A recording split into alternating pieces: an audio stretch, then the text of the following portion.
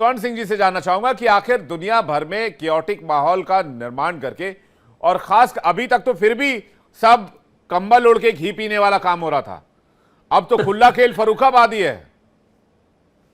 देखिए, राष्ट्रपति ट्रंप की रणनीति अलग हो सकती है, पर उनकी जो नीति है इस तरह से हथियार बेचने को बढ़ावा देने की, वो उसकी जड़ें जो हैं वो अमेरिकी राष्ट्र के इतिहास में है, उसके सोच में है, उसके दर्शन में है। 250 साल पहले जब उन्होंने अपना स्वतंत्रता संग्राम किया, जब अपना संविधान लिखा, तो उसे हर किसी को हथियार रखने की एक तरह से इजाजत ही नहीं दी, बल्कि उस तरह का उन्होंने प्रोत्साहन भी दिया एक तरह से।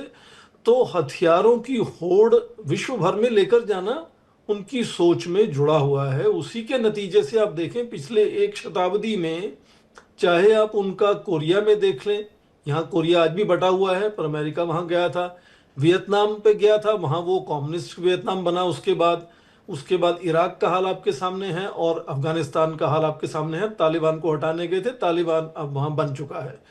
तो ये मैं कहना चाह रहा हूँ कि 100 साल में अमेरिका यहाँ यहाँ भी, आपने दूसरे विश्व युद्ध का जिक्र किया कि परमाणु अस्त्रों का इस्तेमाल जापान के ऊपर केवल एक ही राष्ट्र ने किया, अमेरिका ने। तो यहाँ भी उसने युद्ध में अपनी सेनाएं भेजी हैं।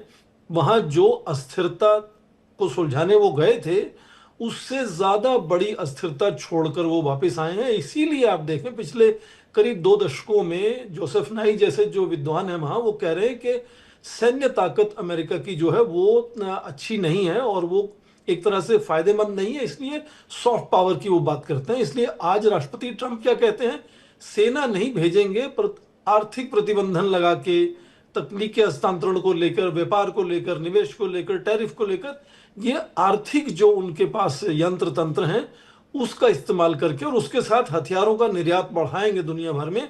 ये सोच एक तरह से अमेरिकी दर्शन में है। जो तरीके राष्ट्रपति ट्रंप के हैं वो इस तरह से अलग है कि ये चीजें थोपने पर उभर गए हैं, वो उतारू हैं एक तरह से, कि एक सब अपनी सोच थोपेंगे सभी देशों के ऊपर।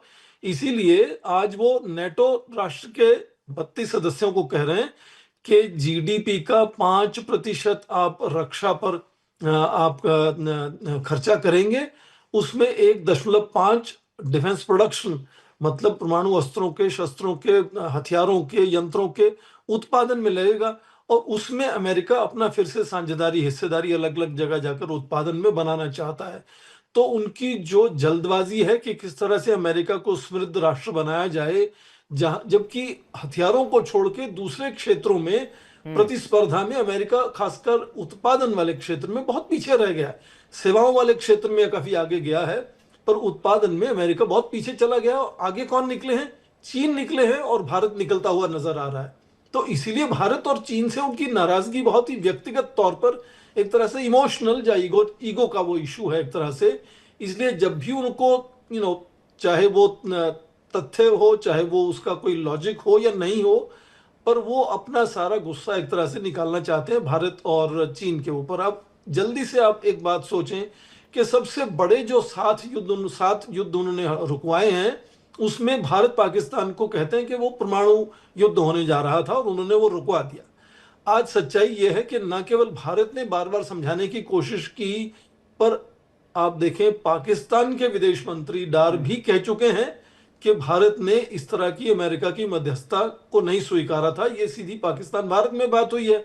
और वहां के आतंकी भाषणों में कह रहे हैं कि सिंदूर, ऑपरेशन सिंदूर में हमारे लोग, जो अजहर मसूद के रिश्तेदार थे, टेररिस्ट वो मारे गए, बिल्कुल, और बहुत टेररिस्ट मारे के गए हैं। फैमिलीज मारे गए, हाँ। तो ये जो उनको तकलीफ है, ये सब चीजें देखते हुए कि कोई भी राष्ट्र जिनके युद्ध उन्होंने रुकवाए हैं, वो तो उनको नहीं बधाई दे रहा है या उनको धन्यवाद दे रहा है, और ना वो मान रहा है उनकी बात।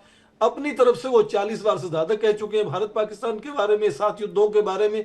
तो ये जो उनकी तलखी है, वो ही सामने बार बार उनके भाषणों में आती है। और इसी तरह से इस भाषण में फिर से नजर आया कि वो भारत चीन को कह रहे हैं कि वो युद्ध के कारण है, कि रूस किस तरह से युद्ध में लगातार अग्रिम बना हुआ है, जबकि उनके यूरोपीय देश, जो दोस्त देश हैं, टर्की जो उनका नेटो मेंबर है, वो भी उन्हीं से ऊर्जा है वो खरीद रहे हैं लगातार। अमेरिका खुद इस तरह के जो टर्की तो स्ट्रेटेजिक मटेरियल जिसको कहते हैं वो खरीदता है। तो ये बातें, उनकी कहने का तरीका ऐसे ही है, दुनिया जानती है वो क्या कहते हैं और कहां तक उसमें सच्चाई होती है।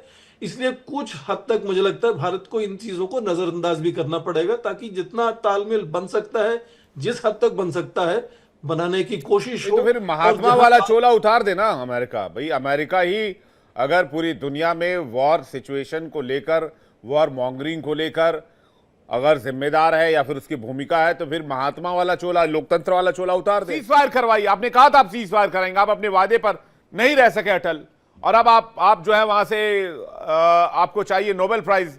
मैं इसलिए कहता हूं ये ड्रामेबाजी छोड़कर डोनाल्ड ट्रंप को अपने बिजनेस पर वापस फोकस करना चाहिए।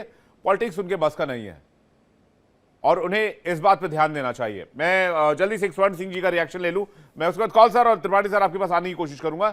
स्वर्ण सिंह जी, इजराइल के खिलाफ अरब देश भी नाराज हो गए। मिडिल ईस्ट जो अब तक शांत, अमूमन शांत माना जाता था और अमेरिका के पीछे पीछे रहता था, अब वो भी सोच रहे हैं कि हमारा भी जान छूटे, हम भी किसी के साथ अलायंस करके हम अपनी सुरक्षा अपनी जिम्मे लें। कम से कम पाकिस्तान की तरफ जा रहे हैं डिफेंस डील के लिए। बताइए क्या चल रहा है इस दुनिया में, और सब डोनाल्ड ट्रंप के आने के बाद हम अपनी सुरक्षा अपनी जिम्मे लें। कम से कम पाकिस्तान की तरफ जा रहे हैं डिफेंस डील के लिए। बताइए क्या चल रहा है इस दुनिया में, और सब डोनाल्ड ट्रंप के आने के बाद। इसके पीछे दो कारण आपको नजर आएंगे। एक तो यह है कि करीब 2 दशकों से, जब से तेल की कीमत बढ़ी है अंतर्राष्ट्रीय बाजार में और वाटर फ्रैकिंग टेक्नोलॉजी से शेल ऑयल को दोहना आसान हो गया है अमेरिका के लिए, तो अमेरिका का जो निर्भरता है पश्चिम एशिया पर वो कम हुआ है और दिलचस्पी भी कम हुई है, केवल इजराइल से जुड़ा हुआ है। पहली बात तो ये।